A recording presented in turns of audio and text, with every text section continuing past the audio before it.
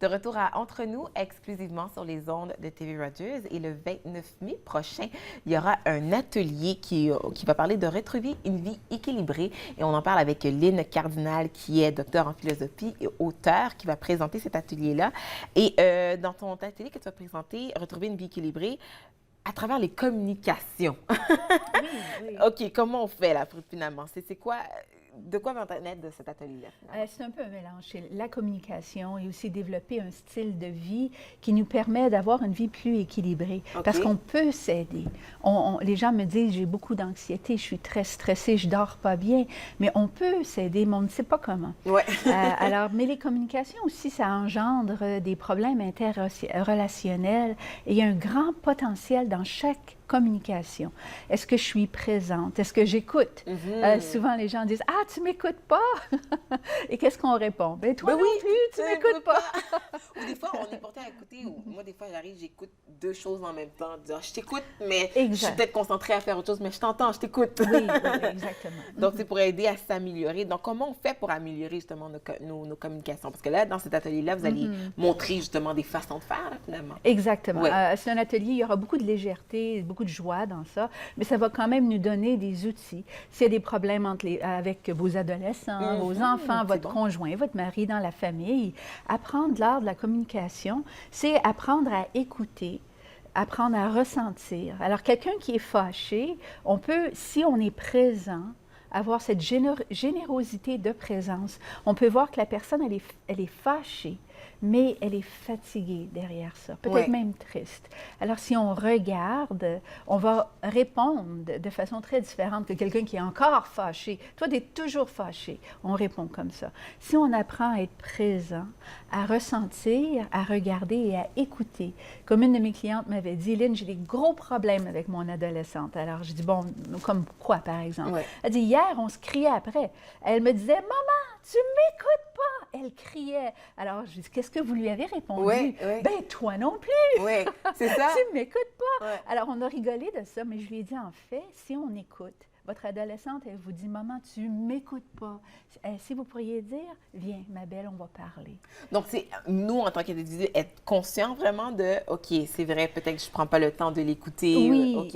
elle veut que je l'écoute. Alors, et quand cette mère a eu ce dialogue avec son adolescente, c'était d'écouter dans la compassion et non pas le jugement. Le jugement. De ressentir, d'écouter. Et cette écoute attentive, elle génère de l'intimité.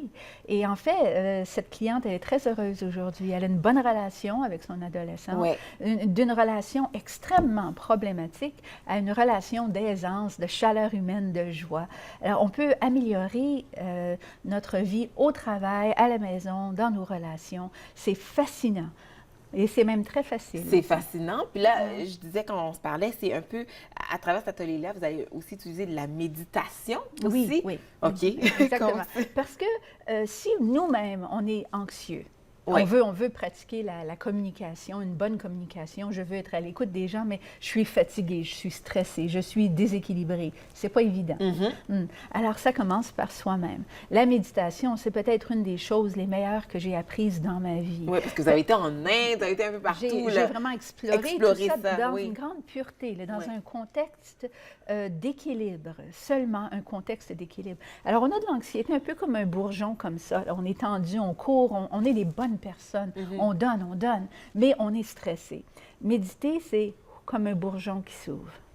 Alors, j'accueille les gens différemment si moi, je suis dans un état de bien-être. De bien-être, d'où la communication, je comprends, c'est ça. ça. Alors, c'est un bien-être qui est généré par ce recul et ce repos. Donc, ces techniques-là, de façon générale, ça nous aide dans la vie. Je veux dire, autant comme on se dit au travail, à la maison. Écoute, c'est qu'à chaque moment qu'on est en relation avec quelqu'un, on prend ce temps-là. Est-ce que c'est un peu comme la pleine conscience? On parle souvent de pleine conscience. Exactement. La pleine conscience, c'est dans le moment présent. Mais ça commence par un moment dans le silence, avec certaines techniques qui font que la suractivité mentale, parce qu'il y en a des pensées. Ça tourne. Alors, imaginez un aquarium où on brasse et il y a du sable et on brasse et on brasse. On arrête de brasser. Alors, il y a encore un peu de sable, mais doucement, le sable commence à tomber et ça nous donne de l'eau claire. Alors, la méditation, c'est une clarté intérieure qui fait qu'on a la capacité d'être présent. Et donc, encore une fois, comme on dit, être capable de recevoir le message et qu'on chicane, OK, je prends le temps, je t'écoute finalement. Oui. Mais là, comment on trouve un équilibre de vie sain et naturel? Parce que ça aussi, c'est quelque chose d'autre que vous allez explorer aussi. Exactement. Il y a des techniques pour retrouver un équilibre, non seulement la méditation, il y a aussi le mouvement physique dans le corps, des étirements qui sont excellents pour enlever les tensions et tout ça. Et aussi explorer notre potentiel par l'entremise de la pensée et de la parole.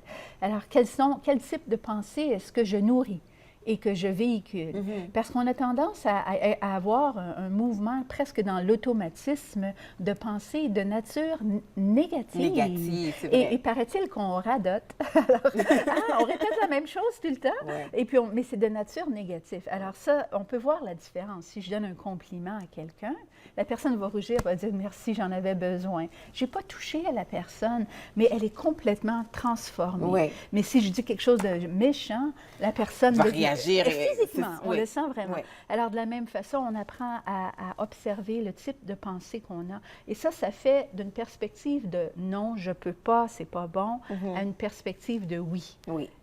Écoutez, on aurait pu parler, on a à peine touché, à peine la surface. Il nous reste juste 30 secondes. L'atelier, c'est le 29 mai prochain. Où exactement? À Rockland, c'est 30 minutes d'ici. 30 minutes ici. De 30 minutes d'Ottawa. C'est très beau. Je vous invite. On va avoir beaucoup de plaisir. Oui. Et ça va être des outils à explorer que vous allez pouvoir utiliser durant toute votre vie. Dans la vie de tous les jours. Dans la vie de tous les jours. On se rend sur votre site web Kevalia.ca. Merci beaucoup, Mylène Cardinal. Merci, ça me fait pour plaisir. tout ça. On vous rappelle que son atelier Retrouver une vie équilibrée est le 29 mai prochain. Rendez-vous sur le site web pour les détails. Nous, on fait une pause capsule avec Michel Prévost.